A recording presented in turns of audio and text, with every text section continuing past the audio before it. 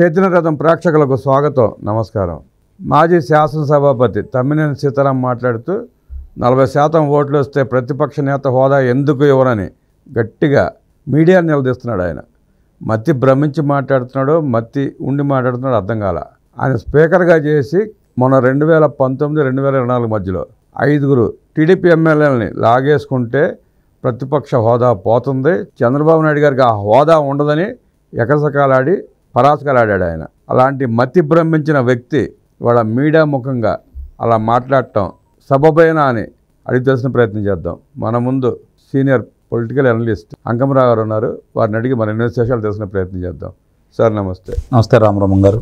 సుదీర్ఘ రాజకీయ అనుభవం ఉన్న తమ్మినేని సీతారాం ఎమ్మెల్యేగా చేశాడు, మంత్రిగా చేశాడు, స్పీకర్గా చేశాడు. అలాంటి వ్యక్తి విలేకరులను అడగటం ఏంటో అర్థం కాల.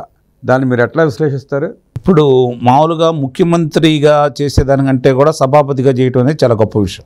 ఎందుకంటే సభ అనేది అక్కడ రాజ్యాంగం ప్రకారం వాళ్ళకి ఇచ్చినటువంటి వెసులుబాటుని ఆధారంగా చేసుకొని చట్టాలను తయారు చేసడానికి, సంస్కరణలు తీసుకురావడానికి, అలా ఉండే అందరినీ సమూహాన్ని ఏర్పాటు చేసుకొని మంచి వాతావరణాన్ని నెలకొల్పి ఒక చక్కని సాంప్రదాయాన్ని విలువలతో కూడినటువంటి వ్యక్తులకి అవకాశాలు కలగజేసి వాళ్ళ ద్వారా సమాజానికి మంచి చేసే కార్యక్రమంలో భాగంగా వాళ్ళ ఉపన్యాసాల ద్వారా, వాళ్ళ సమస్యల ద్వారా, ప్రజా సమస్యలు ప్రజలకు తెలియజేయడానికి సాధనమైనటువంటి శాసనసభ దేవాలయం లాంటిది. దానికి సభాపతిగా ఉండటం అనేది చాలా గౌరవమైనటువంటి విషయం. ఎందుకంటే ముఖ్యమంత్రి గారితో సహా అధ్యక్షాన్ని పిలిపించుకునేటువంటి స్థాయి అది. మరి అలాంటి దానికి ఈయన ఎన్నిక కావడమే అప్పుడు కొంచెం విచిత్రంగా భావించడం కూడా జరిగింది.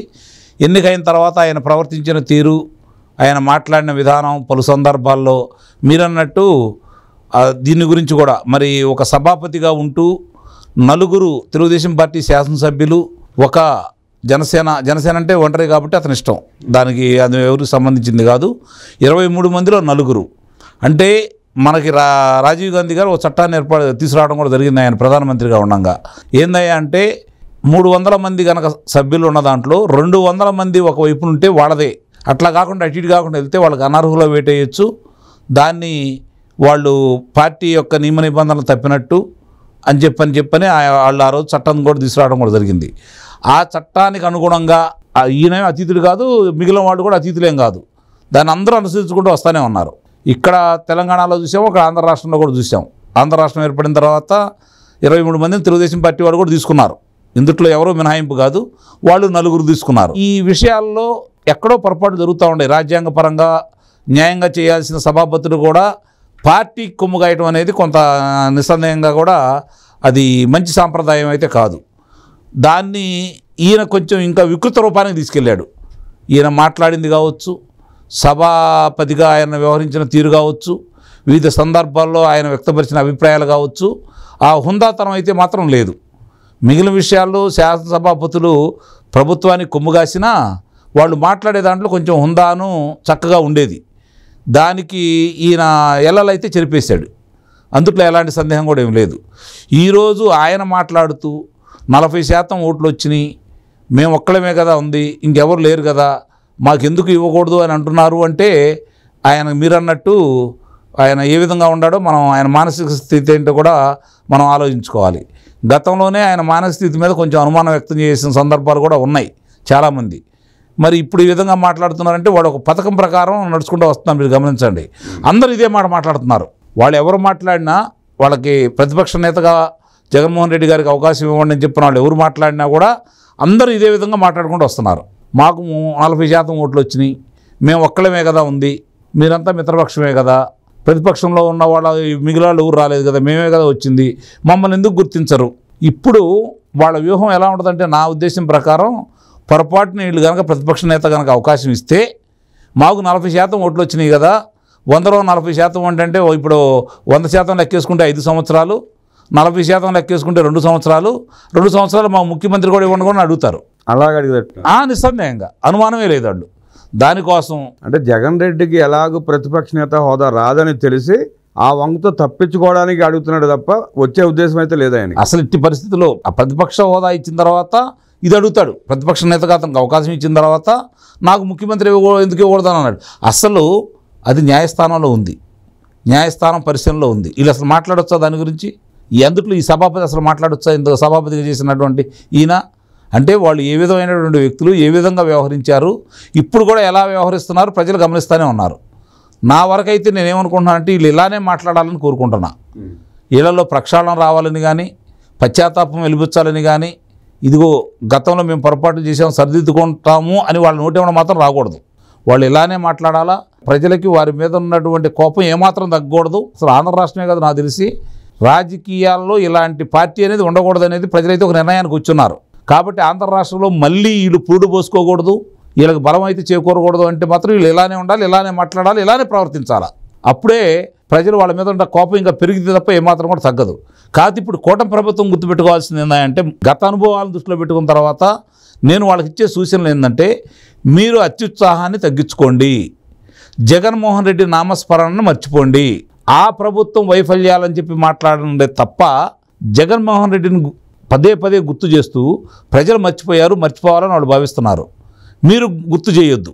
ఎందుకంటే 2014 నుంచి 2019 వరకు మీరు ఒకసారి గమనించండి, శాసనసభలో కావచ్చు బయటికి కావచ్చు ఇద్దరు వ్యక్తులు ప్రత్యేకంగా ప్రతిరోజు కూడా నువ్వు 16 నెలలు కారాగారంలో ఉండొచ్చావు, 40 లక్షల కోట్ల రూపాయలు దొంగవి, ఈ విధంగా మాట్లాడేవాళ్ళు.